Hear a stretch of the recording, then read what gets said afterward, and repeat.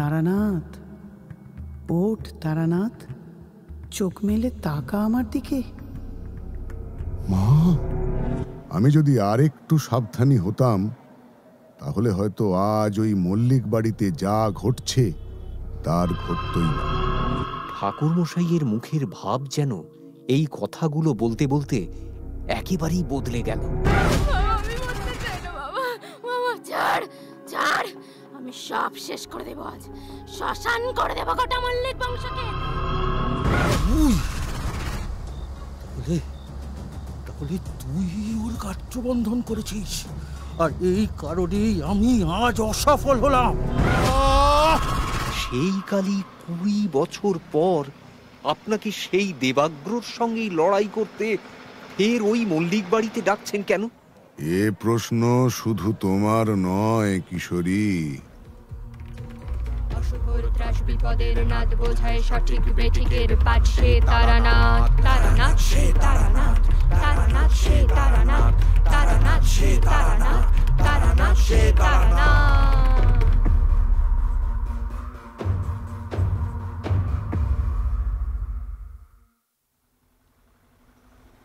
ঠাকুরমশাইয়ের কথাগুলো শুনে আমরা 3 জন ট্যাক্সির ভেতর পাথরের মতো স্তব্ধ হয়ে বসে রইলাম। সামনে ঝিলমিল করছে দক্ষিণেশ্বরের কালী মন্দিরের চূড়া, কিন্তু আমাদের মনে তখন আনন্দের ছিটে ফোঁটাও নেই। শুধু এক অজানা আশঙ্কার কালো ছায়া বাসা বেঁধেছে। যে দেবী সেবার দেবাগ্রকে এমন কঠিন শাস্তি দিলেন, সেই কালী 20 বছর পর আবার কেন ঠাকুরমশাইকে সেই মল্লিক বাড়িতে ডাকছেন? কি এমন সংকট এলো ওখানে যে দেবীকে স্বয়ং একজন তান্ত্রিকের শরণ নিতে হলো? এই প্রশ্নটা আমার মনে বারংবার ঘুরপাক খাচ্ছিল। বিভূতিও আমার মতোই চিন্তিত। তার কপালের ভাঁজ দেখে সেটা বেশ বোঝা যাচ্ছিল। ঠাকুরমশাইয়ের মুখের দিকে তাকিয়ে দেখলাম তার চোখে এক গভীর ভাবনা। সে দৃষ্টি যেন এই মুহূর্তে আমাদের সামনে থাকা দক্ষিণেশ্বরের মন্দির পেরিয়ে বহু দূরে 20 বছর আগের সেই বালির মল্লিক বাড়ির দিকে চলে গেছে। চলো কিশোরী, বিভূতি, গাড়ি তো থামলো, এবার মন্দির পানে পা বাড়াই। মায়ের আশীর্বাদ ছাড়া এই কাজে হাত দেওয়া ঠিক হবে না। কিন্তু ঠাকুরমশাই, মল্লিক বাড়ি তো ওইদিকে নয়, মন্দির তো। মা যখন পথ দেখিয়েছেন তখন পথ হারানোর ভয় নেই বিভূতি। আজ মল্লিক বাড়িতে পা রাখার আগে মায়ের চরণে একবার মাথা ঠেকিয়ে যেতে হবে, তাতে মনটা শান্ত হবে। ঠাকুরমশাইয়ের কথায় কেমন যেন একটা অচেনা দৃঢ়তা। তার চোখে এমন এক জ্যোতি দেখলাম যা আগে দেখিনি। মনে হলো যেন কোনো মহৎ যুদ্ধের আগে তিনি তার অস্ত্রগুলোয় শান দিয়ে নিচ্ছেন। আমরা দুজন বিনা বাক্য ব্যয় তার পিছু নিলাম। মন্দিরের চত্বরে পা রেখেই অদ্ভুত এক প্রশান্তি অনুভব করলাম। এতক্ষণ যে এক অজানা আতঙ্ক আমাকে গ্রাস করে রেখেছিল তা যেন ধীরে ধীরে ফিকে হয়ে আসছিল। মন্দিরের ভেতর ভক্তদের ভিড়, পুজোর আড়ম্বর সব মিলিয়ে এক অন্য জগৎ। ঠাকুরমশাই আমাদের নিয়ে সোজা মায়ের গর্ভগৃহের সামনে গিয়ে দাঁড়ালেন। তার চোখ দুটি বন্ধ, ঠোঁটে মৃদু মন্ত্রোচ্চারণ। সেই মন্ত্রধ্বনি যেন বাতাসে মিশে এক পবিত্র আবেশ তৈরি করছিল। তার মুখমণ্ডলে এক দিব্য শান্তি। জয় মা, জয় মা ভবতারিণী, তোমার কৃপাই একমাত্র ভরসা। পথ দেখাও মা, পথ দেখাও। অন্ধকারের গভীরে আলো জ্বেলে দাও মা। তারানাথের প্রার্থনা শেষ হতেই এক অদ্ভুত ঘটনা ঘটল। গর্ভগৃহে স্থাপিত মায়ের প্রতিমার চোখ থেকে যেন এক মায়াবী আভা বেরিয়ে এসে ঠাকুরমশাইয়ের কপালের ওপর এক মুহূর্তের জন্য স্থির হয়ে রইল।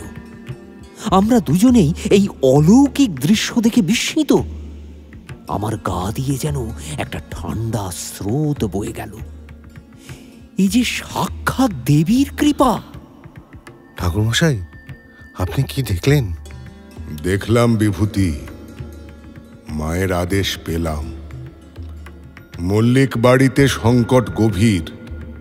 সেই কালো শক্তির শেকড় বুঝি আরো গভীরে প্রবেশ করেছে। কিন্তু মা স্বয়ং পথ দেখিয়েছেন, ভয় নেই, এ যুদ্ধ মা লড়বেন।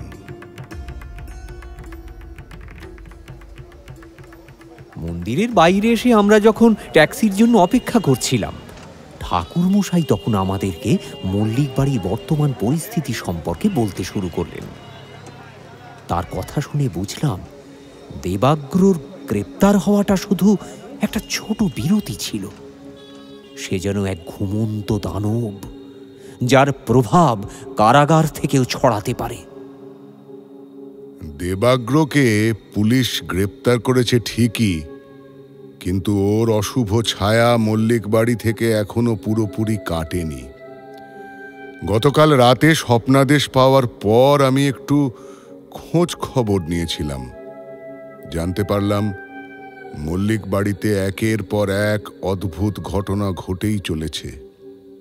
20 বছর আগে দেবাগ্র যে অভিশাপের কথা বলেছিল তা যেন এখন ধীরে ধীরে বাস্তবে রূপ নিচ্ছে। অভিশাপ? কি ধরনের অভিশাপ ঠাকুরমশাই? প্রথমে ছোটখাটো ঘটনা দিয়ে শুরু হয়েছিল। বাড়ির পোষ্যরা অস্বাভাবিক আচরণ করতে শুরু করে। কুকুরগুলো সারা রাত হাউমাউ করে কাঁদে, যেন কোনো অশরীরী ছায়া দেখেছে। পাখি পক্ষীও ক্রমশ বাড়িতে আর আসতে চায় না। সন্ধ্যের পর তো গোটা বাড়ি নিঝুম হয়ে পড়ে। এরপর শুরু হলো অলৌকিক কাণ্ড কারখানা। ঘরের মধ্যে জিনিসপত্র আপনা আপনি নড়াচড়া করতে থাকে, থালা বাসন পড়ে যায়, আসবাবপত্র সরে যায়। বাড়ির মহিলারা ফিস ফিস করে অদ্ভুত কণ্ঠস্বর শুনতে পান। অন্ধকার কোণে মাঝে মাঝেই একটা আবছা ছায়া দেখা যায়, যা এক নিমেষে মিলিয়ে যায়। এসব তো ভয়ানক! আগের ঘটনাগুলোর থেকেও কি ভয়ঙ্কর! আরো ভয়ঙ্কর কিশোরী, কারণ এবার তো শুধু অলৌকিক বিষয় নয়, শারীরিক ক্ষতিরও আশঙ্কা দেখা দিয়েছে। গত 2 দিনে মল্লিক বাড়ির 3 জন কর্মচারী অসুস্থ হয়ে পড়েছে। তাদের শরীরে কোনো আঘাতের চিহ্ন নেই, কিন্তু রক্ত শুকিয়ে গেছে, চোখ গর্তে ঢুকে গেছে। ডাক্তাররাও কোনো কারণ খুঁজে পাচ্ছে না। তাদের ভাষ্যমতে এটি কোনো সাধারণ রোগ নয়, এ যেন প্রাণ শক্তির অপচয়। রক্ত শুকিয়ে গেছে মানে? হ্যাঁ বিভূতি, যেন শরীরের সমস্ত প্রাণ শক্তি শুষে নেওয়া হয়েছে। এ যেন এক অদৃশ্য দানবের ক্ষুধার্ত ছোবল। আর সবচাইতে আশ্চর্যের বিষয় হলো, এই ঘটনাগুলো ঘটছে কালী পুজোর ঠিক 1 মাস আগে থেকে। 20 বছর আগেও যেমনটা হয়েছিল। মল্লিক পরিবার মনে করছে এটা তাদের বংশের উপর নেমে আসা কোনো এক পুরনো অভিশাপের ফল। তাই তারা আমাকে আবারও ডেকেছে। আর এবার তাদের ডাক যেন মা নিজেই শুনেছেন। ঠাকুরমশাইয়ের কথাগুলো আমার শির দাঁড়া দিয়ে ঠান্ডা স্রোত বইয়ে দিল। বুঝতে পারলাম আমরা এক গভীর ষড়যন্ত্রের গভীরে প্রবেশ করতে চলেছি। এইবার যুদ্ধটা যেন আরো বড়, আরো ভয়ঙ্কর। এই যেন এক ছায়া যুদ্ধ, যেখানে শত্রু চোখে দেখা যায় না। আমরা এসে পৌঁছলাম বালির সেই বৃহৎ মল্লিক বাড়িতে। বাইরে থেকে দেখে মনে হয় না ভেতরে এত আতঙ্ক আর রহস্য বাসা বেঁধে আছে। অন্দরমহলে পা দিতেই এক হিমশীতল নীরবতা আমাকে গ্রাস করল। এই নীরবতা মৃত্যুর মতো নিস্তব্ধ নয়, বরং এক চাপা ভয়ের গুঞ্জন যেন বাতাসে ভেসে বেড়াচ্ছে। বাড়ির চাকর বাকররা কেমন যেন ভীত সন্ত্রস্ত, তাদের চোখে মুখে স্পষ্ট আতঙ্কের ছাপ। তারা কথা বলতে গিয়েও ইতস্তত করছে, যেন অদৃশ্য কোনো শক্তি তাদের মুখ বন্ধ করে রেখেছে। তাদের চোখগুলো যেন কেবল নির্দেশ পালন করতে চায়, কথা বলতে নয়। আসুন ঠাকুরমশাই, আসুন। আপনার জন্যই পথ চেয়ে বসেছিলাম। বাড়িতে এক অদ্ভুত অশান্তি চলছে, এ যে ঘোর বিপদ। সব জানি রাজেন্দ্র বাবু, মা ভবতারিণী আমাকে আদেশ দিয়েছেন। বলুন, শেষ দুদিনে আর কি কি ঘটেছে বিস্তারিত বলুন। আর বলবেন না ঠাকুরমশাই, আমার ছোট্ট নাতনি তিতলি, সে কাল রাত থেকে অস্বাভাবিক আচরণ করছে। ওর বয়স মাত্র 5। সারা রাত ঘুমোয়নি, শুধু বিড়বিড় করে কী সব অদ্ভুত কথা বলছে। কখনো বলছে আমি আসছি, সবাইকে শ্মশান করে দেবো। আবার কখনো এমন অট্ট হাসি হাসছে যে বাড়ির দেয়ালগুলো যেন কেঁপে উঠছে।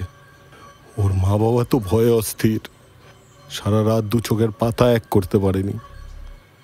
কোথায় তিতলি? আমাকে ওর কাছে নিয়ে চলুন, এক মুহূর্ত দেরি করা চলবে না। আমরা তিতলির ঘরে প্রবেশ করলাম। ঘরের ভেতরটা কেমন যেন ঠান্ডা, অথচ গুমোট একটা ভাব। তিতলি বিছানার ওপর বসে আছে, তার চোখ দুটো বড় বড়, স্থির দৃষ্টিতে তাকিয়ে আছে ছাদের দিকে, যেন অদৃশ্য কিছু দেখছে। মুখের রং ফ্যাকাশে, রক্তশূন্য। তার আশেপাশে তার মা বাবা এবং আরো কয়েকজন মহিলা ভয়ার্ত মুখে দাঁড়িয়ে আছেন, তাদের চোখে অসহায়ত্বের ছাপ। ওরা আসছে, আসছে, ওরা সবাই মরবে, রক্তে ঢলে করবে।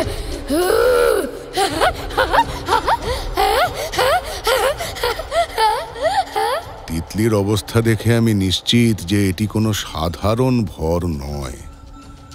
এইবার দেবাগ্র আরও শক্তিশালী কোনো শক্তিকে কাজে লাগিয়েছে। এই শিশুটির শরীরে যে প্রেতাত্মা প্রবেশ করেছে তা 20 বছর আগের মৃণালিনীর থেকেও ভয়ঙ্কর। তার কণ্ঠে যে শব্দগুলো ফুটে উঠছে তা একটি শিশুর ভাষা হতে পারে না। এটি একটি পরিণত বিদ্বেষপূর্ণ আত্মার কণ্ঠ, যা গভীর অন্ধকার থেকে উঠে এসেছে। আমার শরীর দিয়ে একটা শিহরণ বয়ে গেল। এবারের লড়াইটা সহজ হবে না, এ যে বড় কঠিন পরীক্ষা। রাজেন্দ্রবাবু, তিতলিকে স্পর্শ করবেন না। এই মুহূর্তে ওর শরীরে যে শক্তি রয়েছে তা অত্যন্ত বিপজ্জনক। সবাই ঘর থেকে বেরিয়ে যান। শুধু ওর মা এখানে থাকতে পারেন, অবশ্য যদি সাহস থাকে। আমি কি করব ঠাকুরমশাই? আমার একমাত্র মেয়ে, আমার মেয়ে তিতলি। ভয় পাবেন না মা, আমি থাকতে আপনার মেয়ের কিচ্ছু হবে না। আমার কথা শুনুন, আপনি একপাশে সরে দাঁড়ান, মা ভবতারিণী রক্ষা করবেন। ঠাকুরমশাই তিতলির পাশে বসে তার কপালে হাত রাখলেন এবং বিড়বিড় করে বলতে লাগলেন, মেয়েটার কপাল দিয়ে তো আগুনের হলকা বেরোচ্ছে, কিন্তু কিন্তু সারা শরীরটা তো বরফের মতো ঠান্ডা। এবার ঠাকুরমশাই চোখ বন্ধ করে মন্ত্র জপ করতে শুরু করলেন। ওম ক্লিং কালিকাই নমঃ, ওম ক্লিং কালিকাই নমঃ, ওম ক্লিং কালিকাই নমঃ, ওম ক্লিং কালিকাই নমঃ, ওম ক্লিং কালিকাই নমঃ, ওম ক্লিং কালিকাই নমঃ। ওনার চারপাশে যেন এক অদৃশ্য প্রাচীর তৈরি হলো। ওনার জপের শব্দ যত জোরালো হতে লাগলো, তিতলির শরীর ততই কাঁপতে শুরু করলো। সে বিছানায় ছটফট করতে লাগলো। তার ছোট্ট হাত পা যেন অদৃশ্য কোনো শক্তির বিরুদ্ধে উন্মত্তের মতো লড়াই করছে। কে রে তুই? কেন এসেছিস এখানে? ফিরে যা, ফিরে যা। ওকে আজ আমি ছাড়বো না। মল্লিক বংশের রক্তে আজ আমি স্নান করবো।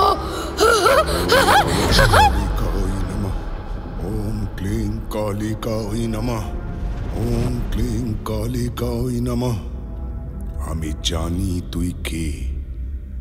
তুই কোনো সামান্য প্রেতাত্মা নোস। দেবাগ্র তোকে পাঠিয়েছে, কিন্তু মনে রাখিস এইখানে মা ভবতারিণীর কৃপা রয়েছে। তুই টিকতে পারবি না। এই শিশুর দেহ ছেড়ে বেরিয়ে আয়। তিতলির শরীর ক্রমশ অস্থির হয়ে উঠল। সে বিছানায় বসে থাকতে চাইছে, কিন্তু অদৃশ্য কোনো শক্তি তাকে যেন ওপর দিকে টেনে তোলবার চেষ্টা করছে।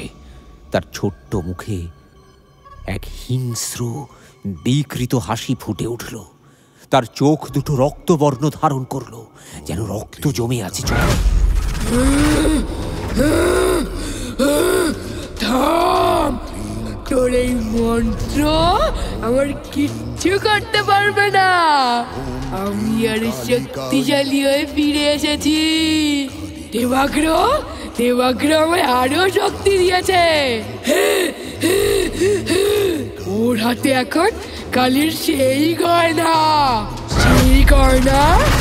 আজ মল্লিক বংশকে ক্রাশ করবে। কেউ বাঁচতে পারবি না, কেউ না, আমি শেষ করবো। এই কথাগুলো শুনে আমার শরীর হিম হয়ে গেল। দেবাগ্রর হাতে কালীর গয়না, কিন্তু সে তো জেলে। তাহলে আমার মাথায় যেন বজ্রপাত হলো। এইবার বুঝলাম, দেবাগ্র শুধু একটি নাম নয়, একটি অশুভ শক্তির বাহক। তার শক্তি আগের থেকেও বহু গুণ বেড়ে গেছে। এই কাজটা সে কারাগার থেকেও করতে পারে, কারণ সে ঐশ্বরিক গহনার শক্তি ব্যবহার করছে। মা কালীর নিজের গয়না, এ তো মহা অন্যায়। দেবীর গয়না দিয়ে দেবীর বংশকে ধ্বংস করার চেষ্টা। তোর ভুল ধারণা। সেই গয়না তোকে ধ্বংস করবে। কালীর অভিশাপ তোকে ছাড়খাড় করে দেবে। আমি থাকতে মল্লিক বংশের কোনো ক্ষতি হবে না। তুই মুক্ত কর এই শিশুটিকে, এখনই মুক্ত কর। ওম কালী কালী মহাকালী, কালীকে পাপহারিণী, ধর্মার্থমক্ষরে দেবী, নারায়ণী নমস্তুতে। ओम काली काली महाकाली, कालिके पापहारिणी, धर्मार्थमक्षदे देवी, नारायणी नमस्ते।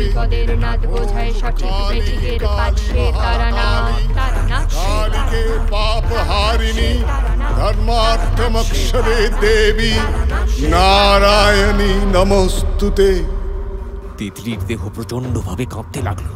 মনে হলো যেন তার ছোট্ট শরীরে দুটি ভিন্ন শক্তি তীব্রভাবে লড়াই করছে। একটি হলো শিশুর নিজস্ব নিষ্পাপ সত্তা, আরেকটি হলো প্রবেশকারী সেই অশুভ আত্মা যে বেরিয়ে যেতে চাইছে না। হঠাৎ তিতলি এক বিকট চিৎকার করে জ্ঞান হারালো। তার শরীরটা বিছানায় এলিয়ে পড়ল, যেন একটা পুতুল। তিতলি, কি হলো আমার মেয়ের? ভয় পাবেন না মা, ও অজ্ঞান হয়ে গেছে। আপাতত প্রেতাত্মা ওর শরীর ছেড়ে চলে গেছে, কিন্তু এটা সাময়িক। এই শক্তি আরো শক্তিশালী হয়ে ফিরে আসবে। দেবাগ্রের হাতে দেবীর গয়না থাকা মানে আমাদের সামনে এক ভয়ঙ্কর বিপদ। এই যুদ্ধ কেবল তান্ত্রিক বিদ্যার নয়, এই যুদ্ধ দেবীর সম্মান রক্ষার। এ যেন এক মহাযুদ্ধের মহা সূচনা। ঠাকুরমশাইয়ের কথা শুনে আমার কপালেও ভাঁজ পড়ল। দেবাগ্রর হাতে দেবীর গয়না, এর চেয়ে বড় দুঃসংবাদ আর কি হতে পারে? এই খবরটা যেন আমার সমস্ত শরীর দিয়ে প্রবাহিত হয়ে এক নতুন ভয়ের জন্ম দিল। এইবার ব্যাপারটা সত্যি বিপজ্জনক হয়ে উঠেছে। মা কালীর মহিমা কি এই অশুভ শক্তির কাছে হার মানবে? আমার মনে অজানা আশঙ্কা ছেয়ে গেল। এ কেমন পরীক্ষা? তিতলির ঘরে সেই ভয়ঙ্কর অভিজ্ঞতা শেষ হওয়ার পর ঠাকুরমশাইয়ের মুখে যে উদ্বেগের ছাপ দেখলাম তা আমাকে নতুন করে ভয় পাইয়ে দিল। দেবাগ্রর হাতে দেবীর গয়না, এ কথা যেন আমার কানে এক বিষাক্ত ফিসফিসানির মতো বাজছিল।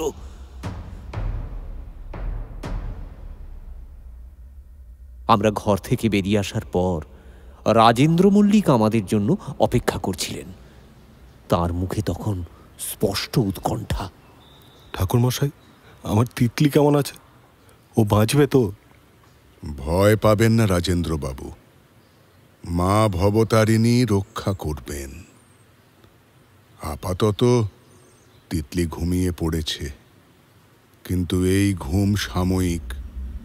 ওই শক্তি আরও শক্তিশালী হয়ে ফিরে আসবে। আমাদের হাতে সময় বড় কম। তাহলে উপায়? এ কোন বিপদ এসে ভর করলো আমার বংশের উপর? 20 বছর আগে একবার। রাজেন্দ্রবাবু, তার আগে আপনার সাথে এদের পরিচয় করিয়ে দিই। এ হলো কিশোরী, আমার শীর্ষস্থানীয়। আমার বহু কাজে ওর তীক্ষ্ণ বুদ্ধি কাজে আসে। আর এ হলো বিভূতি, আমার বহু দিনের পুরনো সঙ্গী। যে কোনো বিপদে ও ছায়ার মতো আমার পাশে থাকে। এই দুজনই আমার কাজের সহায়ক। ও, আসুন আপনারা। এই বিপদের সময় আপনাদেরও খুবই প্রয়োজন হবে। আমি রাজেন্দ্র মল্লিক। আপনাদের আশাতে যেন মনে কিছুটা ভরসা পেলাম। নাতনিটাকে এভাবে দেখতে পারছি না ঠাকুরমশাই। আপনি যে সমাধান করতে পারবেন সে বিশ্বাস আমার আছে। বিশ্বাস রাখুন রাজেন্দ্রবাবু, মা কালী কখনো তার ভক্তকে ত্যাগ করেন না। কিন্তু এই লড়াইটা আগের থেকেও কঠিন। দেবাগ্রর হাতে এখন দেবীর সেই মূল্যবান গয়না। সে সেই গয়নার শক্তিকে তার অশুভ কাজে ব্যবহার করছে। দেবীর গয়না? কিন্তু সে তো জেলে। ও কি কারাগারে থেকে ওই কাজ করছে? হ্যাঁ, সেই গয়নাগুলো তো শুধু অলংকার নয়, সেগুলিতে দেবীর মন্ত্রপুত শক্তি নিহিত। অশুভ হাতে পড়লে তা মহা বিপদ ডেকে আনতে পারে। দেবাগ্র সেই শক্তিকে বশ করে মল্লিক বংশের উপর অভিশাপ বর্ষণ করছে। কিন্তু আমার কথা শুনুন, এখন সবচাইতে আগে প্রয়োজন মল্লিক বাড়ির মূল প্রবেশদ্বার থেকে শুরু করে অন্দরমহল পর্যন্ত প্রতিটি স্থানকে মন্ত্র দিয়ে বেঁধে দেওয়া। তার জন্যে যা যা প্রয়োজন আমি সব ব্যবস্থা করেছি ঠাকুরমশাই। আপনি শুধু আদেশ করুন। এরপর আমরা রাজেন্দ্র মল্লিকের সাথে পুরো বাড়িটা ঘুরে দেখলাম। বাড়ির প্রতিটি কোণায় যেন এক অদৃশ্য ভয়ের কালো চাদর বিছানো। বাতাসের প্রতিটি দীর্ঘশ্বাসে এক চাপা আতঙ্ক। ঠাকুরমশাই মন্ত্রপুত জল ছিটিয়ে, ধূপ দেখিয়ে, নানা রকম তান্ত্রিক ক্রিয়া করে বাড়ির পরিবেশ শুদ্ধ করার চেষ্টা করছিলেন। বিভূতি তার পাশে থেকে তাকে সাহায্য করছিল, আর আমি মন্ত্রোচ্চারণগুলো মন দিয়ে শুনছিলাম। ওম কালী কালী মহাকালী কালীকে পাপহারিণী ধর্মার্থমক্ষদে দেবী নারায়ণী নমস্তুতে। ওম কালী কালী মহাকালী কালীকে পাপহারিণী ধর্মার্থমক্ষদে দেবী নারায়ণী নমস্তুতে।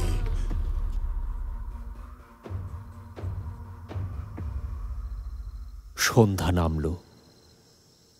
বাইরের আকাশ গাঢ় অন্ধকারে ছেয়ে গেছে, কিন্তু মল্লিক বাড়ির ভেতরের অন্ধকার যেন আরো গাঢ়।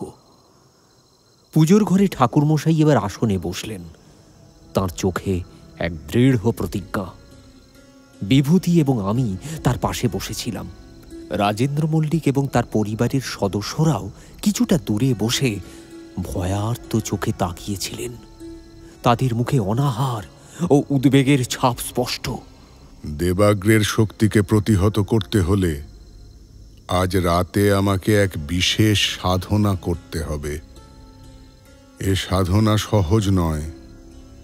এই সময় যে কোনো অশুভ শক্তি আমাকে ঘিরে ধরতে চেষ্টা করবে। তাহলে আমরা কি করব ঠাকুর মশাই? তোমরা শুধু আমার জপের দিকে মনোযোগ দেবে, মনকে শান্ত রাখবে। যদি কোনো অস্বাভাবিক কিছু দেখো, ভয় পেও না। মা ভবতারিণী আমাদের রক্ষা করবেন। ওং শ্রী মহাকালিকাবৈ নমঃ। ওং শ্রী তারানাথ মন্ত্র জপ করতে শুরু করলেন। তার কণ্ঠস্বর যেন ধীরে ধীরে ঘরের প্রতিটি কোণায় ছড়িয়ে পড়ছিল। প্রথম দিকে সবই শান্তই ছিল, শুধু জপের মৃদু গুঞ্জন আর ধূপের গন্ধ। কিন্তু কিছুক্ষণের মধ্যেই অদ্ভুত ঘটনা ঘটতে শুরু করলো। প্রথমে ঘরের কোণে আবছা ছায়া দেখা গেল, যা দ্রুত আকার পরিবর্তন করছিল। মনে হলো যেন অসংখ্য অদৃশ্য চোখ আমাদের দিকে চেয়ে আছে। বিভূতি ভয়ে আমার হাত চেপে ধরল। বিভূতিকে অভয় দিতে গিয়ে বুঝলাম আমার সারা শরীরের লোম খাড়া হয়ে উঠেছে। কিন্তু ঠাকুরমশাইয়ের মুখের দিকে তাকিয়ে আমার সাহস ফিরল। তার মুখমণ্ডলে ঘামের রেখা স্পষ্ট হলেও তার চোখ দুটো অদৃশ্য ছায়াগুলো যেন আরো স্পষ্ট হতে লাগলো। তাদের আকার আরো বিশাল হতে লাগলো। মনে হলো যেন ঘরের দেওয়ালগুলো থেকে কালো কালো আকৃতি বেরিয়ে এসে আমাদের ঘিরে ফেলছে। তারপর শুরু হলো বেড়ি বেড়ি করে কথা বলার শব্দ। প্রথমে অস্পষ্ট, পরে ধীরে ধীরে স্পষ্ট হতে লাগলো সেই কথাগুলো।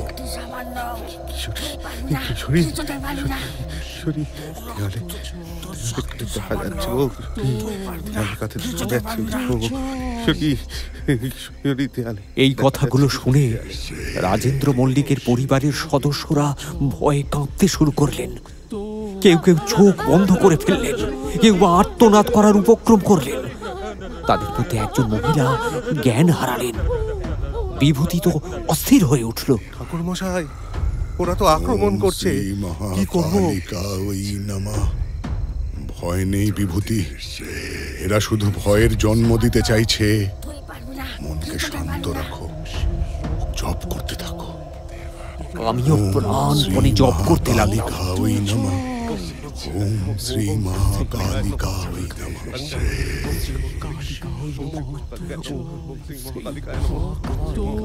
ঠাকুর মশাইয়ের মন্ত্র জপের গতি আরো বেড়ে গেল।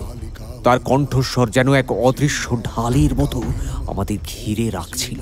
ছায়াগুলো কাছে আসার চেষ্টা করছিল, কিন্তু মন্ত্রের প্রভাবে তারা যেন একটা অদৃশ্য বাধার সম্মুখীন হচ্ছিল। তারা ক্রোধে গর্জন করছিল।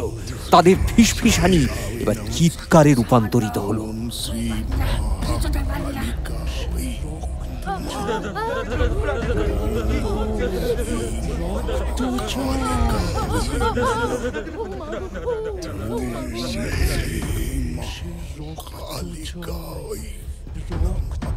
হঠাৎ এক অদ্ভুত ঘটনা ঘটল। ঘরের মাঝখানে রাখা দেবীর একটি পুরনো ছবি আপনা আপনি কেঁপে উঠল। দেবীর মুখের উপর দিয়ে একটি রক্তমাখা হাত আলতোভাবে মায়ের মুখে রক্ত লেপে দিল। দেবাগ্র, তুই কারামুক্ত হয়েছিস, এ তোরই কাজ। কিন্তু তুই ভুল করেছিস। দেবীর অসম্মান করে তুই তোর সর্বনাশ ডেকে এনেছিস।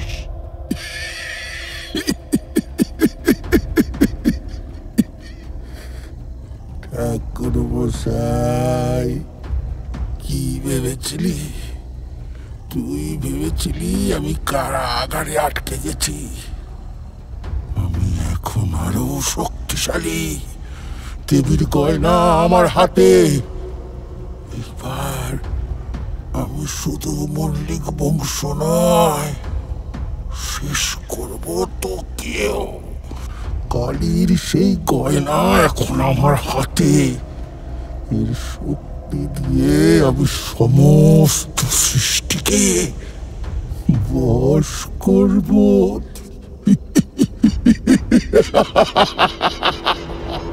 মিথ্যুক, তুই সেই গয়নার অপমান করেছিস। মা কালী তোকে ক্ষমা করবে না। সেই শক্তি তোর ধ্বংসের কারণ হবে। তোর বিশ্বাস, তোর ধর্ম সব মিথ্যে। মা কালী তোর কথা শুনবে না। সে এখন আবার বসে। এই কথাগুলো বলার সাথে সাথেই ঘরের ভেতর এক তীব্র আলোর ঝলকানি দেখা গেল। মনে হলে যেন কেউ অদেখা খঞ্জর দিয়ে ঘরের বাতাসকে চিরে ফেলল। পর মুহূর্তেই তীব্র দমকা হাওয়ায় ঘরের বাতিগুলো নিভে গেল। পুরো ঘর নিশ্চিত্র অন্ধকারে ঢেকে গেল। শুধু তারানাথের জপের শব্দ আর আমাদের অস্থির হৃৎপিণ্ডের ধুকপুক শব্দ ছাড়া আর কোনো শব্দ ছিল না। সেই অন্ধকারে আমি বিভূতির হাত আরও শক্ত করে ধরলাম। মনে হলো যেন অদৃশ্য কোনো দানব আমাদেরকে গ্রাস করতে আসছে। ঠাকুর মশাইয়ের কণ্ঠস্বর ছিল আমাদের একমাত্র ভরসা। এই অন্ধকার কি দেবাগ্রের নতুন শক্তির ইঙ্গিত? মা কালীর গয়না কি সত্যিই দেবাগ্রর হাতে? সেই প্রশ্নের উত্তর তখন কেবল এক গভীর রহস্যে ঢাকা ছিল। সেই ঘন অন্ধকারে মল্লিক বাড়ি পুজোর ঘরে আমরা তিনজন আর ভয়ার্ত মল্লিক পরিবার। চারদিক যেন এক নিশ্চিদ্র কালো চাদরে ঢেকে গেছে। কেবল ঠাকুর মশাইয়ের মন্ত্র জপের শব্দ আর আমাদের অস্থির হৃৎপিণ্ডের ধুকপুক শব্দ ছাড়া আর কোনো শব্দ নেই। বিভূতি আমার হাত এমন শক্ত করে ধরেছিল যে মনে হচ্ছিল তার আঙুলগুলো আমার কবজিতে গেঁথে যাচ্ছে। আমার নিজের শরীরও ভয়ে শিউরে উঠছিল, কিন্তু ঠাকুর মশাইয়ের দিকে তাকিয়ে দেখলাম সেই ঘন অন্ধকারেও তার মুখে এক অলৌকিক স্থিরতা, যেন এই অন্ধকার তার কাছে কিছুই নয়। ভয় পেও না, ভয় পেও না। এ আধার ক্ষণিকের, এ কেবল অশুভ শক্তির শেষ চেষ্টা। তারানাথের কথায় যেন সামান্য ভরসা পেলাম, কিন্তু মুহূর্তের মধ্যেই ঘরের কোণ থেকে এক তীক্ষ্ণ পৈশাচিক হাসি ভেসে এলো। সেই হাসি এমন বিভৎস যেন অসংখ্য হিংস্র সাপদ একত্রে গর্জন করে উঠল। তারপরে শোনা গেল যেন কেউ দ্রুত গতিতে ঘরের ভেতর ঘুরে বেড়াচ্ছে। অদৃশ্য পায়ের শব্দ, অদৃশ্য কিছু গা ঘেঁষে চলে যাওয়ার অনুভূতি। কে ওখানে? কে ঘুরছে অন্ধকারে? কে কে এলো? রাজেন্দ্র বাবু, স্থির হন। এসব প্রলোভন। চোখ বন্ধ করে মায়ের নাম জপ করুন। রাজেন্দ্র মল্লিকের আর্তনাদ শুনে পরিবারের অন্য সদস্যরাও আরো বেশি ভয় পেয়ে গেলেন। কেউ কেউ অস্ফুটে মা কালী রক্ষা করো বলে উঠলেন, কিন্তু সেই অদৃশ্য উপস্থিতি যেন আরো সক্রিয় হয়ে উঠল। মনে হলো যেন কোনো অদৃশ্য হাত এসে আমাদের চারপাশে ঘুরছে, আমাদের শরীর স্পর্শ করার চেষ্টা করছে। একটা পচা বুনো গন্ধ বাতাসে ছড়িয়ে পড়ল, যেন পচা মাংস বা বহুদিনের পচা পশুর লোমশ গায়ের গন্ধ। আমার গা গুলিয়ে উঠতে শুরু করলো। কেমন গন্ধ ঠাকুরমশাই, গাটা কেমন করছে। গন্ধ? এ তো সেই পিশাচের গন্ধ। বিভূতি, মনকে স্থির করো। এ তার ছলনা। মনকে স্থির করো। তারানাথের কথায় যেন সেই পচা গন্ধটা আরো তীব্র হয়ে উঠল। তারপর সেই অদৃশ্য শক্তি যেন সরাসরি ঠাকুর মশাইকে আক্রমণ করল। মনে হলো যেন কোনো বুনো জন্তু ঝাঁপিয়ে পড়েছে, কিন্তু অন্ধকারে কিছুই দেখা গেল না। শুধু ঠাকুর মশাইয়ের জপের শব্দ এক মুহূর্তের জন্য থেমে গেল। ওম শ্রী মহাকালিকা। ঠাকুর মশাই, পর মুহূর্তেই ঠাকুর মশাইয়ের জপের শব্দ আবার শুরু হলো, আরো জোরালো, আরো বজ্রের মতো। মনে হলো তার কণ্ঠস্বরে দেবীরই শক্তি প্রকাশিত হচ্ছে। সেই অদৃশ্য শক্তি এবার পিছিয়ে গেল, সেই পচা গন্ধটাও যেন একটু ফিকে হয়ে এলো। নারায়ণী নমস্তুতে। তুই পারবি না দেবাগ্র, তুই পারবি না। তোর শক্তি এখানে টিকবে না। মা ভবতারিণী জেগে আছেন, তুই পারবি না, তুই পারবি না। আমি হেরে যাব না। দেবীর গয়না আমার হাতে। তুই জানিস না এর শক্তি। তুই জানিস না। সেই মুহূর্তে ঘরের এক কোণ থেকে একটি অস্পষ্ট লাল আলো জ্বলে উঠল। সে আলো জোরালো নয়, কিন্তু সেই ঘন অন্ধকারে এক অদ্ভুত বিভীষিকা তৈরি করছিল। আলোটা ধীরে ধীরে উজ্জ্বল হতে লাগলো, আর সেই আলোর মাঝখানে একটি অবয়ব দেখা যেতে লাগলো। সেটি মানুষের মতো, কিন্তু তার শরীর থেকে কালো ধোঁয়া বেরোচ্ছে। তার হাত দুটো অস্বাভাবিক লম্বা, নখগুলো বাঁকা তীক্ষ্ণ। তার মুখটা বিভৎসভাবে বিকৃত, চোখ দুটো যেন আগুনের গোলা। সেই আলোর মাঝখানে সে যেন এক দৈত্যকার পিশাচের রূপ ধারণ করে দাঁড়িয়েছিল। তার হাতেই চিকচিক করছিল সেই মূল্যবান, মহামূল্যবান দেবীর গয়নার পুটলি। আমি তখন ভয়ে চোখ বন্ধ করে ফেললাম। এই যে সাক্ষাৎ বিভীষিকা! এমন দৃশ্য আমি স্বপ্নেও কল্পনা করিনি। কিন্তু কৌতূহল এবং ঠাকুর মশাইয়ের প্রতি বিশ্বাসের টানে চোখ খুলতেই হলো। দেখলাম ঠাকুর মশাই স্থিরভাবে সেই পিশাচের দিকে তাকিয়ে আছেন। তার মুখে এক গভীর দৃঢ়তা, একরত্তীয় ভয় নেই। দেবাগ্র, দেবীর গয়না তোর হাতে মানায় না। তুই এর অপব্যবহার করেছিস। তুই এর যোগ্য নোস। কি? আমি যোগ্য নই? এই গয়নার জন্যই তো আমি সবকিছু হারিয়েছি। আমার মা, আমার বোন, এই কালো শক্তি তাদের কেড়ে নিয়েছে।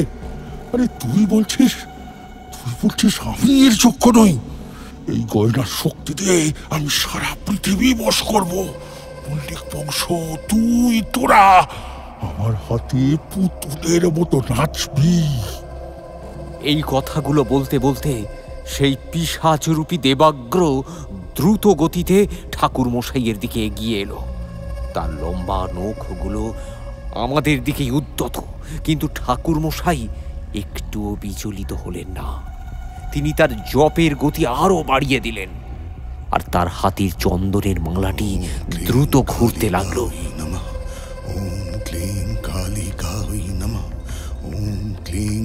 ঠিক সেই মুহূর্তে ঠাকুর মশাইয়ের শরীর থেকে এক ঝলক তীব্র সাদা আলো বেরিয়ে এসে সেই পিশাচকে আঘাত করল।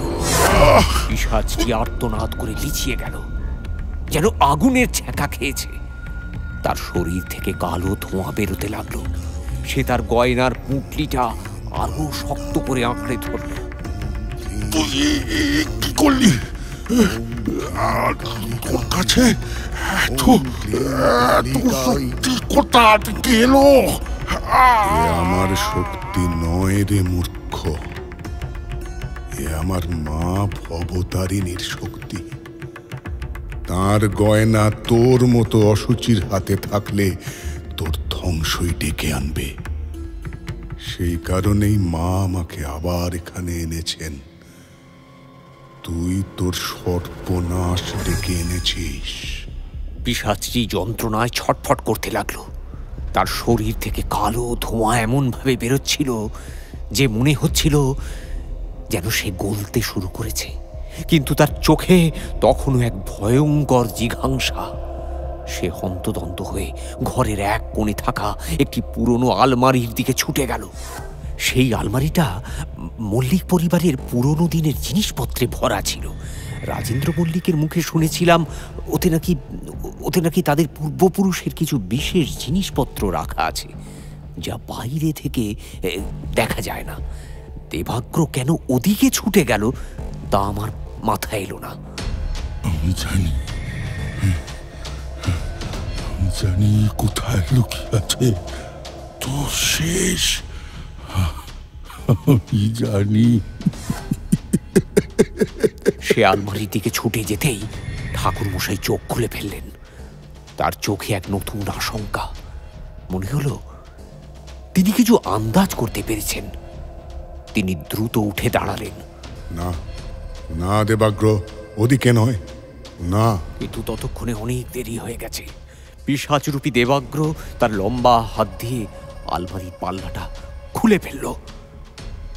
ভেতর থেকে এক ধুলো মাখা পুঁটলি টেনে বের করল। পুঁটলিটা খুলে দেখল না, শুধু একটা হিংস্র হাসি হেসে সে পুঁটলিটা ছুঁড়ে দিল ঘরের মাঝখানে থাকা একটি পাথরের স্তম্ভের দিকে। সেই স্তম্ভের ওপর মা কালীর একটা ছোট পাথরের মূর্তি রাখা ছিল। পুঁটলিটা স্তম্ভে আঘাত করার সাথে সাথেই এক বিকট শব্দ হলো। কালী প্রতিমাটি টুকরো টুকরো হয়ে ভেঙে পড়ল মেঝেতে। রাজেন্দ্র মল্লিক এবং তার পরিবারের সদস্যরা আতঙ্কে চিৎকার করে উঠলেন। এই দৃশ্য তাদের কাছে যেন দেবীর সাক্ষাৎ অপমান। তাদের চোখে জল এসে গেল। আমার বুক ফেটে যাচ্ছিল। মহাকালীর মূর্তি ভেঙে গেল, এর চেয়ে বড় অমঙ্গল আর কি হতে পারে? এই দৃশ্য দেখে মনে হলো যেন সব শেষ হয়ে গেল। ঠাকুর মশাইয়ের মুখও কালো হয়ে গেল। এইবার কি সব শেষ? না, এ কি করলি মূর্খ? তুই দেবীর মূর্তি ভেঙেছিস। এ মহাপাপ। ভেঙেছি, ভেঙেছি। এবার তোরা দেখবি আসল অভিশাপ। এবার মল্লিক বংশের কেউ টিকবে না। দেবীর শক্তি শেষ। কিন্তু সেই মুহূর্তে এক অদ্ভুত ঘটনা ঘটল। ভাঙা প্রতিমার টুকরোগুলো থেকে এক ঝলক রক্তবর্ণ আলো বেরিয়ে এসে ঘরের মেঝেতে মিশে গেল। সেই আলো মিশে যেতেই মেঝেতে আঁকা বিভিন্ন নকশাগুলো জ্বলে উঠল, যা এতক্ষণ আমরা দেখতে পাইনি। সেই নকশাগুলো যেন এক প্রাচীন তন্ত্রের চক্র। সেই চক্র থেকে তীব্র গতিতে বাতাস ঘুরতে শুরু করলো। মনে হলো পুরো ঘরটা ঘূর্ণির মধ্যে পড়ে গেছে। কালীকে পাপ হারিণী ধর্মার্থমক্ষরে দেবী নারায়ণী নমস্তুতে। সেই তীব্র ঘূর্ণি বাতাসের মধ্যে পিশাচরূপী দেবাগ্র ছটফট করতে লাগলো। তার শরীর থেকে আরো কালো ধোঁয়া বের হতে লাগলো। মনে হলো যেন সে ওই চক্রের মধ্যে আটকা পড়ে গেছে। সে যন্ত্রণায় চিৎকার করছিল, কিন্তু তার কণ্ঠস্বর বাতাসের শব্দের নিচে চাপা পড়ে যাচ্ছিল। নারায়ণী নমস্তুতে। ওম কালী কালী মহাকালী কালীকে পাপ হারিণী ধর্মার্থমক্ষরে দেবী নারায়ণী। আমি দেখলাম ঠাকুর মশাইয়ের চোখ বন্ধ। তার সারা শরীর যেন এক অন্য শক্তির প্রভাবে কাঁপছে। তার হাতে চন্দনের মালাটা দ্রুত ঘুরছে, যেন এক অদৃশ্য চাকা। এই কি সেই মুহূর্ত যার জন্য মা তাকে ডেকে এনেছেন? এইবার কি মা নিজেই তার মহিমা প্রকাশ করবেন? সেই ঘন অন্ধকারে আমাদের সামনে যেন এক মহাজাগতিক লড়াইয়ের সূচনা হলো। পিশাচরূপী দেবাগ্র যন্ত্রণায় ছটফট করছে। ঘরের মেঝেতে আঁকা সেই প্রাচীন তান্ত্রিক চক্রটিও রক্তবর্ণ আলোয় ঝলমল করছে। আর ঠাকুর মশাইয়ের কণ্ঠস্বর তখন যেন কোনো ঐশ্বরিক শক্তির বাহক হয়ে উঠেছে। সারা ঘর কাঁপছে, আর আমাদের বুক অজানা আশঙ্কায় ধুকপুক করছে।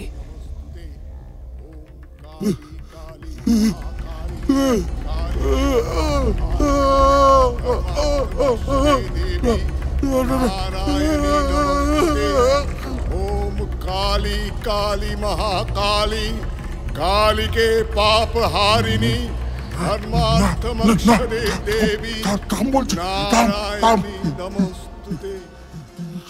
ओम काली काली কোথা থেকে এলো? এ তো আমার বশ করা শক্তি নয়। এই চক্র কিসের? কোথা থেকে এলো? এ সেই চক্র মূর্খ, যা দেবীর মহিমার সাক্ষ্য বহন করে। তুই ভেবেছিস দেবীর গহনা হাতে পেলেই তুই তার শক্তিকে বশ করতে পারবি? তুই যে মহামায়া কালীকে সামান্য প্রেতিনী ভেবেছিস, আজ তোর সেই ভুল ভাঙবে। তোর পাপের ফল ভোগ করবি, তোর পাপের ফল ভোগ করবি। জাগো, জাগো মা, জাগো। তোমার অপমানের প্রতিশোধ নাও মা। জাগো, জাগো মা, জাগো। ঠাকুর মশাইয়ের মন্ত্রোচ্চারণ যত জোরালো হতে লাগলো, চক্রের আলো ততই তীব্র হতে লাগলো। সেই রক্তবর্ণ আলোয় পিশাচটি আরো বেশি করে ছটফট করতে লাগলো, যেন তার শরীর পুড়িয়ে দিচ্ছে সেই আলো। তার শরীর থেকে কালো ধোঁয়ার কুণ্ডলি পাকিয়ে উঠছিল, আর তার বীভৎস মুখটা আরো বিকৃত হয়ে উঠছিল যন্ত্রণায়। মল্লিক পরিবারের সদস্যরা ভয়ে চোখ বন্ধ করে ফেলেছে, কিন্তু আমি আর বিভূতি মন্ত্রমুগ্ধের মতো তাকিয়েছিলাম সেই দিকে। ঠাকুর মশাই, এ কি হচ্ছে? ও কি মরে যাবে? বিভূতির প্রশ্ন শুনে ঠাকুর মশাই চোখ খুললেন। তার চোখে তখন এক অন্যরকম দীপ্তি। সে দীপ্তি যেন কোনো দিব্য শক্তির আধার। তার মুখে এক কঠিন প্রতিজ্ঞা। মরবে না বিভূতি। যে অপরাধ করেছে তাকে মরার থেকেও ভয়ঙ্কর শাস্তি পেতে হবে। সেই গয়না তাড়াতাড়ি ওর হাত থেকে কেড়ে নিতে হবে। ওই গয়নাই ওকে শক্তি দিচ্ছে। কিন্তু সেই তীব্র ঘূর্ণির মধ্যে পিশাচরূপী দেবাগ্রের কাছে পৌঁছানো অসম্ভব মনে হচ্ছিল। সে বাতাসের মধ্যে আটকা পড়েছিল। তাড়াতাড়ি তার কাছে যাওয়া মানে নিজেকেও সেই ঘূর্ণিতে নিক্ষেপ করার শামিল। হঠাৎ একটি অপ্রত্যাশিত ঘটনা ঘটল। ঘরের এক কোণে থাকা একটা পুরনো হাতির দাঁতের মূর্তি থেকে এক ঝলক তীব্র নীল আলো ঝলসে উঠল। সেই আলো গিয়ে আঘাত করল পিশাচরূপী দেবাগ্রের হাতে থাকা দেবীর গয়নার পুঁটলিতে। পুঁটলিটা পিশাচের হাত থেকে ছিটকে গেল, আর সেই নীল আলো যেন দেবীর গয়নাকে ঘিরে এক অদৃশ্য কবচ তৈরি করল। পুঁটলিটা সজোরে গিয়ে পড়ল পাথরের ভাঙা প্রতিমার টুকরোগুলোর ওপর। আমার শক্তি, আমার গয়না, কি এটা করলো? কি এটা করলো? আমার শক্তি, আমার গয়না কি করলো এরকম? কে? মনে নেই দেবাগ্র? 20 বছর আগে যে মেয়েটির উপর ভর হয়েছিল, মৃণালিনী। ওরই বংশে ছিল সেই হাতির দাঁতের মন্ত্রপুত মূর্তি, যা দেবীর অসীম কৃপা দিয়ে তৈরি। আজ সেই বংশেরই ছোট্ট তিতলির কষ্ট সহ্য করতে না পেরে সেই মূর্তিও জেগে উঠেছে। দেবীর মহিমা সর্বত্র। ঠাকুর মশাইয়ের কথা শুনে আমার গা শিউরে উঠল। 20 বছর আগের সেই মৃণালিনী, যার উপর প্রথম ভর হয়েছিল, তার বংশের এক পুরনো বস্তুর মধ্যে দিয়ে দেবীর মহিমা প্রকাশ পাচ্ছে। এ যেন এক অদৃশ্য জালের খেলা, যেখানে দেবীর শক্তি প্রতিটা ঘটনার সাথেই জড়িয়ে আছে। পিশাচরূপী দেবাগ্র এবার উন্মত্তের মতো চিৎকার করতে লাগলো। দেবীর গয়না হাতছাড়া হওয়ায় তার শক্তি যেন অনেকটাই কমে গেছে। সে চক্রের মধ্যে ছটফট করতে করতে এক বিদ্বেষপূর্ণ দৃষ্টিতে ঠাকুর মশাইয়ের দিকে তাকালো।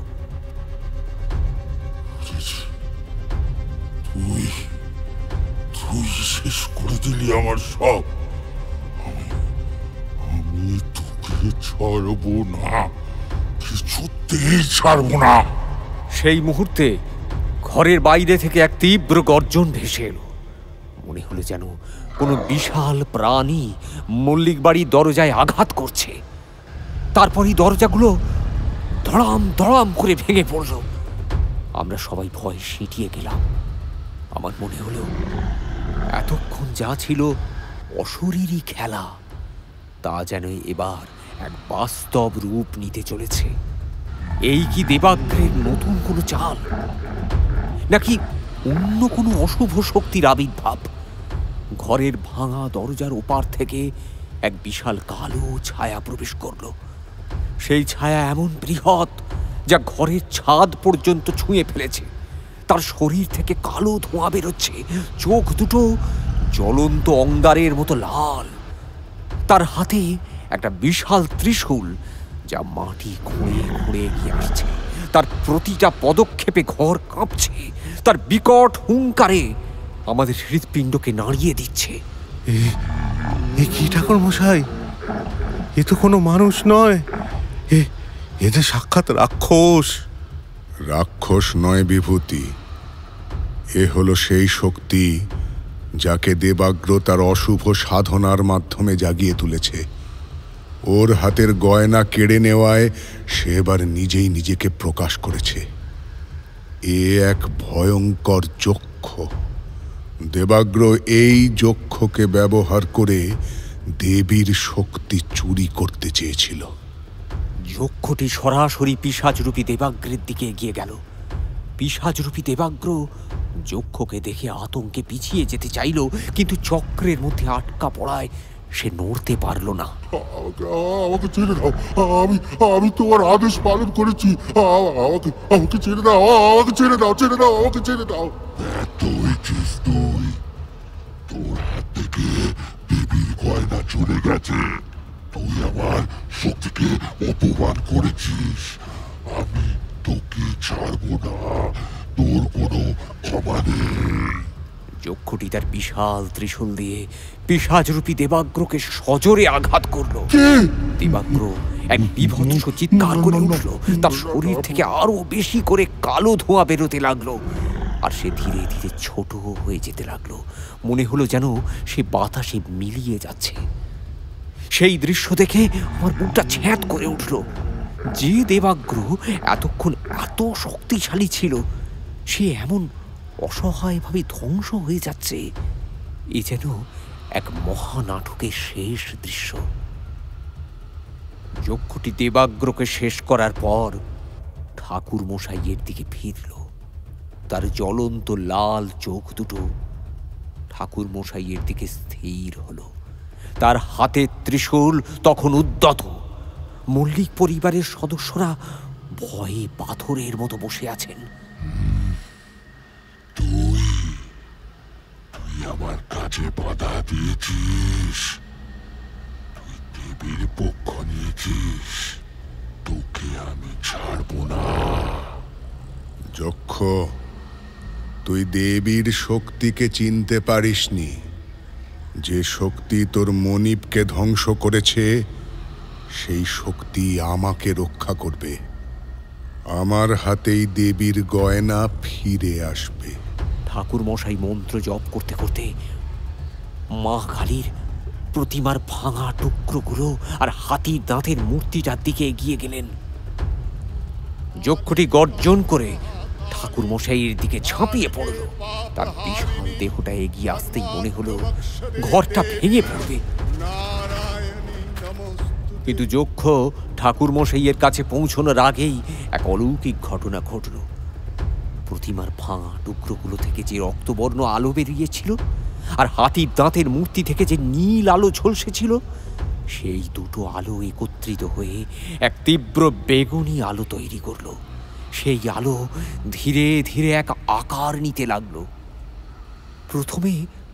প্রথমে বুঝিনি কি হচ্ছে, কিন্তু তারপর যে দৃশ্য দেখলাম তাতে আমার চক্ষু স্থির।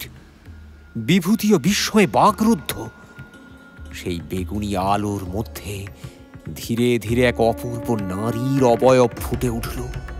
তার চোখ দুটো থেকে যেন সহস্র সূর্যের তেজ বিচ্ছুরিত হচ্ছে।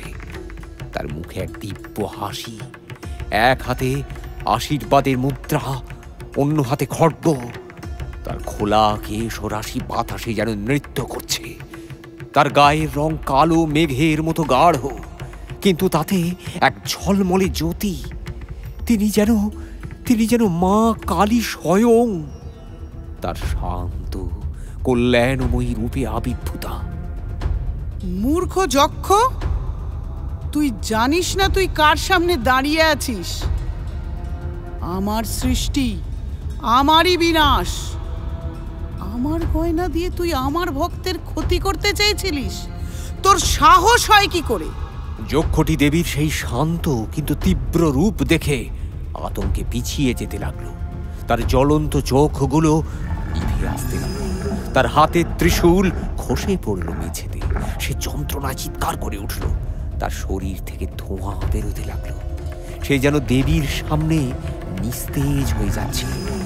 যে আমাকে অসম্মান করে, আমার সৃষ্টির ক্ষতি করতে চায়, তার বিনাশ অবশ্যম্ভাবী। দেবাগ্রের মতো তোরও শেষ তাই এইখানেই। যক্ষের দেহটা মুহূর্তের মধ্যে ধুলো হয়ে গেল। বাতাস যেন তাকে উড়িয়ে নিয়ে গেল। তার কোনো চিহ্ন রইল না। ঘরের অন্ধকার কেটে গেল, কিন্তু বাতিগুলো তখনও জ্বলছে না। কেবল দেবীর সেই বেগুনি আভা পুরো ঘর আলোকিত করে রেখেছে। মা এবার ঠাকুর মশাইয়ের দিকে ফিরলেন। তার চোখে এক স্নেহময় দৃষ্টি। তোর সাধনা সফল তারানাথ। তুই তোর বিশ্বাসে অটল ছিলি। তুই জানতিস আমার মহিমা কখনো ম্লান হয় না। আমার সেই গয়না যা দেবাগ্র চুরি করেছিল তা ফিরিয়ে দে। তোমার আদেশ শিরোধার্য। ঠাকুরমশাই ভাঙা প্রতিমার টুকরোগুলো এবং হাতির দাঁতের মূর্তিটির দিকে এগিয়ে গিয়ে দেবীর গয়নার পুঁটলিটি তুলে নিলেন। তিনি পুঁটলিটি মায়ের দিকে এগিয়ে দিতেই মায়ের হাতের আশীর্বাদের মুদ্রা থেকে এক ঝলক সোনালি আলো বেরিয়ে এসে গয়নার পুঁটলিটিকে ছুঁয়ে গেল। মুহূর্তেই গয়নাগুলো যেন আরো উজ্জ্বল হয়ে উঠল। এই গয়না আমার কাছে ফিরল। এইবার মল্লিক বংশ অভিশাপ মুক্ত। কিন্তু মনে রাখিস তারানাথ, অশুভ শক্তি কখনো পুরোপুরি বিলীন হয় না। তারা সুযোগ পেলেই আবার ফিরে আসে। তোর সাধনা আরো দৃঢ় করিস তারানাথ। যখনই প্রয়োজন পড়বে আমি তোর ডাকে নিশ্চয়ই সাড়া দেব। মা কালীর অবয়ব ধীরে ধীরে মিলিয়ে যেতে লাগলো। প্রথমে তার বেগুনি আভা ফিকে হতে লাগলো, তারপর তার আকার। একসময় তিনি সম্পূর্ণ অদৃশ্য হয়ে গেলেন। শুধু ঘরে রয়ে গেল এক পবিত্র সুগন্ধ আর এক গভীর প্রশান্তি। সেই অভাবনীয় দৃশ্য দেখে আমাদের সবার মন ভরে গেল।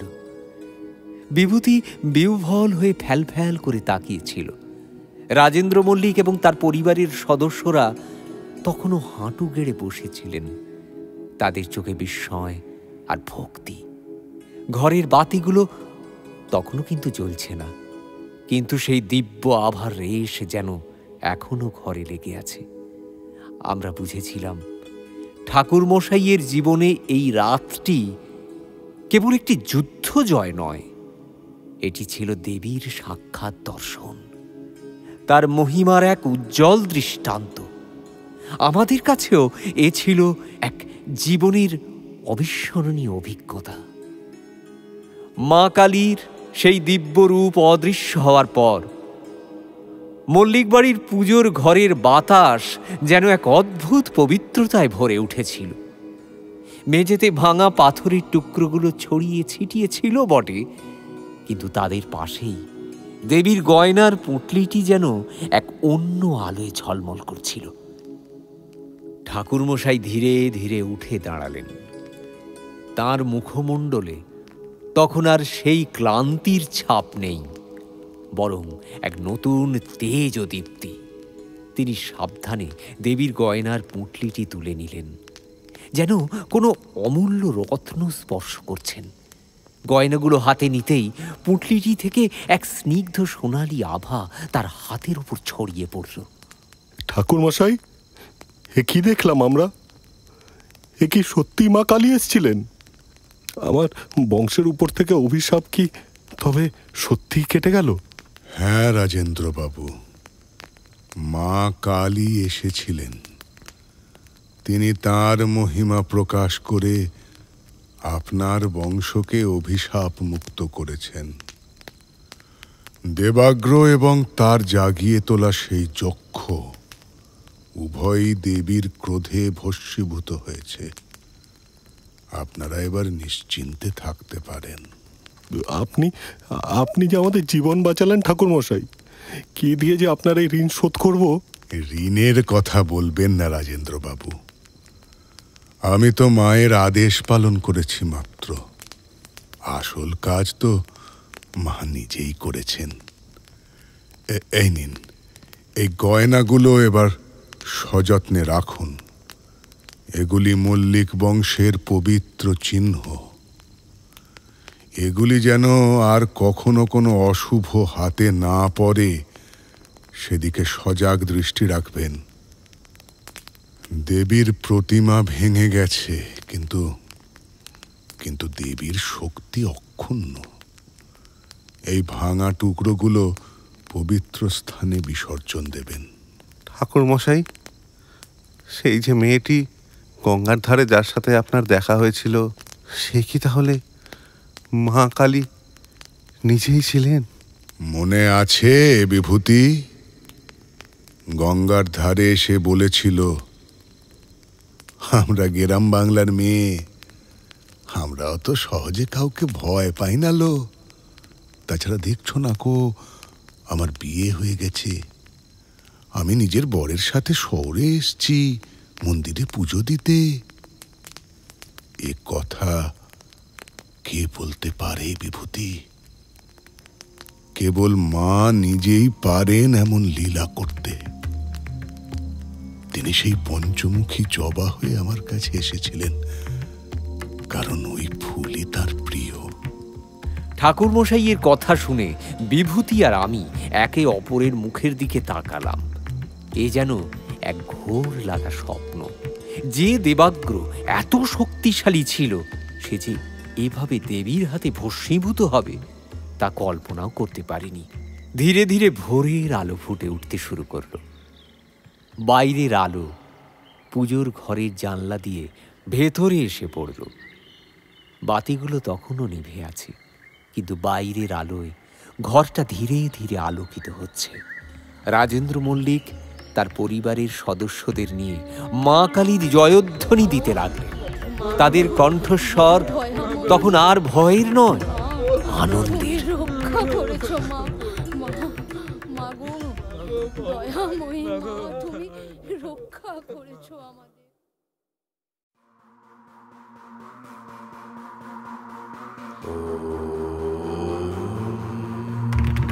তন্ত্রে মন্ত্রে সিদ্ধ বাঙালির মাঝে প্রসিদ্ধ, অশুভর বিরুদ্ধে অস্ত্র ধরে ঘোষণা করে যুদ্ধ।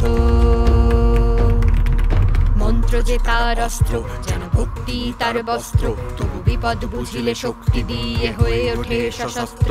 সে যে অশুভর ত্রাস, অশুভর ত্রাস বিপদের নাদ বোঝায় সঠিক বেঠিকের পাঠ। সে তারানাথ, তারানাথ, সে তারানাথ, তারানাথ, সে তারানাথ, তারানাথ, সে তারানাথ, তারানাথ, সে তারানাথ।